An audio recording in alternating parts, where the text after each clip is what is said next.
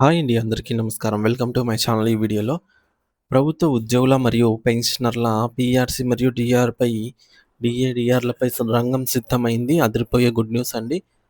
మరి పూర్తి వివరాలేంటో వీడియోలో తెలుసుకుందాము. వీడియో అయితే ఎక్కడే గాని స్కిప్ చేయకుండా ఎండ్ వరకు చూసేయండి. అప్పుడే ఇన్ఫర్మేషన్ పూర్తిగా అర్థమవుతుంది. అలాగే వీడియో చూస్తున్న ప్రతి ఒక్కరు వీడియోకి లైక్ చేయండి ఫ్రెండ్స్. ఈ వీడియోని తోటి ఉద్యోగ, పెన్షన్ మిత్రులతో అయితే షేర్ చేయండి.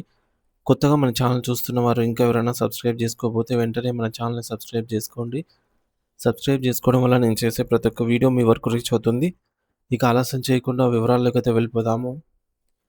సో ఫ్రెండ్స్, ఇక విషయానికి వచ్చినట్లయితే ప్రస్తుతం రాష్ట్రంలోని ప్రభుత్వ ఉద్యోగులు, ఉపాధ్యాయులు మరియు పెన్షనర్ల పరిస్థితి అత్యంత ఆందోళనకరంగా అయితే ఉంది.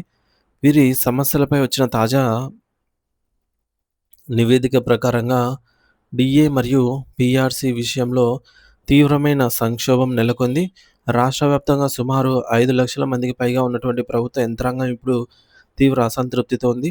ఈ యొక్క అసంతృప్తికి ప్రధాన కారణం ప్రభుత్వం నుండి రావాల్సిన ఆర్థిక ప్రయోజనాలు సకాలంలో అందకపోవడమే. ఉద్యోగులు తమ హక్కుల కోసం కేవలం విజ్ఞప్తులు చేయడమే కాకుండా వ్యూహాత్మక మార్గాల ద్వారా తమ నిరసనను వ్యక్తం చేసే దిశగా అడుగులు వేస్తూ ఉన్నారు. సో, ముఖ్యంగా చెప్పాలంటే ఉద్యోగులకు ఇప్పటివరకు 5 విడతల డిఏ బకాయిలు అదనంగా పెరిగే ధరలకు అనుగుణంగా ఇచ్చేటటువంటి ఈ యొక్క కరువు భత్యాన్ని ప్రభుత్వం నిలిపివేయడం వల్ల వారి నెలవారీ బడ్జెట్లు తలకిందులు అవుతూ ఉన్నాయి. రాష్ట్ర వ్యాప్తంగా ఉన్నటువంటి 5,00,000 మందిలో కేవలం పనిచేస్తున్న ఉద్యోగులే కాకుండా జీవితాంతం సేవ చేసి విశ్రాంతి తీసుకుంటున్నటువంటి పెన్షనర్స్ కూడా ఉండటం గమనార్హం. వీరందరికీ కలిపి దాదాపు 13,000 కోట్ల రూపాయల బకాయిలు పేరుకుపోయి ఉన్నాయి.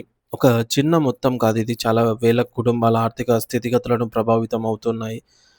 మరి పీఆర్సీ విషయంలో జరుగుతున్న ఆలస్యం మరొక పెద్ద తలనొప్పిలాగా అయితే మారింది. అయితే పీఆర్సీ అమలు కావడానికి సుమారు 3 సంవత్సరాల సమయం పడుతూ ఉండటం గమనార్హం. 2023 జూలై నుండి ఈ ప్రక్రియ ప్రారంభం కావాల్సి ఉండగా ఇప్పుడు 2026 జూలై కూడా వచ్చేస్తోంది. అంటే దాదాపు 3 సంవత్సరాలుగా ఉద్యోగులు పాత జీతాలకే పరిమితం అయిపోయారు.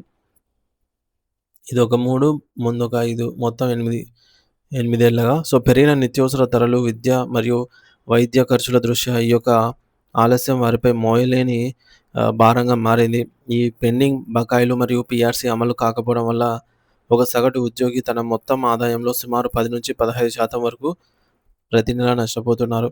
ఒక్కసారి క్షుణ్ణంగా పరిశీలిస్తే 7 డీఏలు పెండింగ్‌లో ఉన్నాయో ఆహ్, ఏ డీఏలు పెండింగ్‌లో ఉన్నాయో మనకు అర్థమవుతుంది. సో, జనవరి 1, 2024 నాటి డీఏ, జూలై 1, 2024 నాటి డీఏ, అలాగే 2025 సంవత్సరానికి సంబంధించి 2 డీఏలు, ఇవి 4.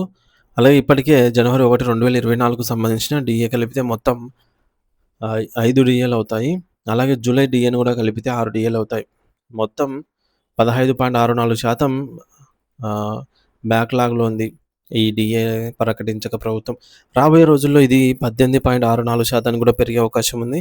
అంటే ప్రభుత్వం ఇవ్వాల్సిన ఈ భారీ మొత్తం వాయిదా వేస్తూ పోవడం వల్ల ఉద్యోగుల ఆర్థిక స్వేచ్ఛ అనేది హరించుకుపోతోంది. ఆర్థికంగా చూస్తే ఒక చిరు ఉద్యోగికి నెలకు రూ. 3,000 నుండి ఉన్నత స్థాయి ఉద్యోగికి రూ. 12,000 వరకు ప్రతి నెల నష్టం జరుగుతోంది.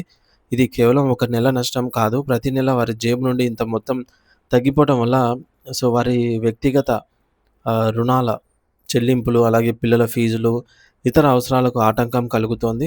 రాష్ట్రంపై మొత్తం 13,000 కోట్ల రూపాయల భారం ఉండగా ఇటీవల ముఖ్యమంత్రి గారు ఈ యొక్క 100 రోజుల్లో 6,000 కోట్ల రూపాయలు విడుదల చేస్తామని హామీ ఇచ్చారు. అయితే ఇందులో కేవలం 2,000 కోట్లు మాత్రమే మంజూరైనట్టు సమాచారము.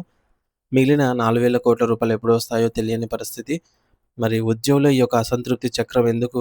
ఆహ్, ఉద్యోగులలో ఈ యొక్క అసంతృప్తి చక్రం ఎందుకు పెరిగింది అనంటే, వారి ప్రాథమిక వేతనం జూలై 2022 స్థాయిలోనే నిలిచిపోయింది కాబట్టి, ఆ తర్వాత రావాల్సిన ఏ విధమైన పెంపులు అందలేదు. దీనివల్ల వృత్తిపరమైన ఉత్సాహం తగ్గడమే కాకుండా, ప్రతికూల ప్రభావం ప్రభుత్వ యంత్రాంగంపై ప్రతికూల ప్రభావం పడే అవకాశము ఉంది. దీనికి పరిష్కారంగా ఒక స్పష్టమైన ముసాయిదా అవసరమని నిపుణులు సూచిస్తున్నారు. రాబోయే 6-12 నెలల కాలానికి ఒక ఆర్థిక క్యాలెండర్‌ను ప్రకటించి ప్రతి 2, 3 నెలలకోసారి ఒక డీఏ చొప్పున విడుదల చేస్తేనే పరిస్థితి అదుపులోకొస్తుంది. ఇలా చేస్తే ఈ యొక్క ఏడాది చివరికల్లా కనీసం 3 డీఏలు వచ్చే అవకాశం ఉంటుంది.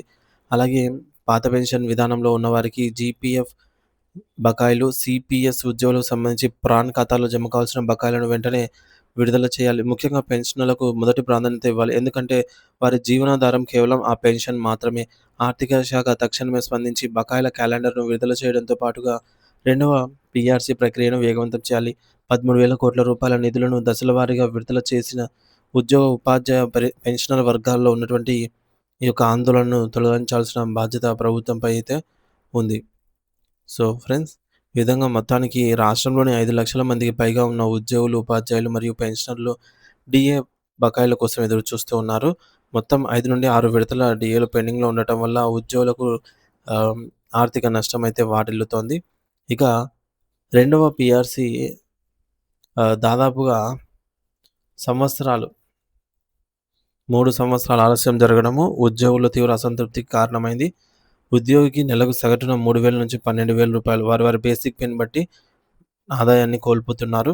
ప్రభుత్వంపై మొత్తం 13,000 కోట్ల రూపాయల భారం ఉంది. ఇందులో ఇప్పటికే కేవలం స్వల్ప మొత్తమే విడుదలయ్యింది.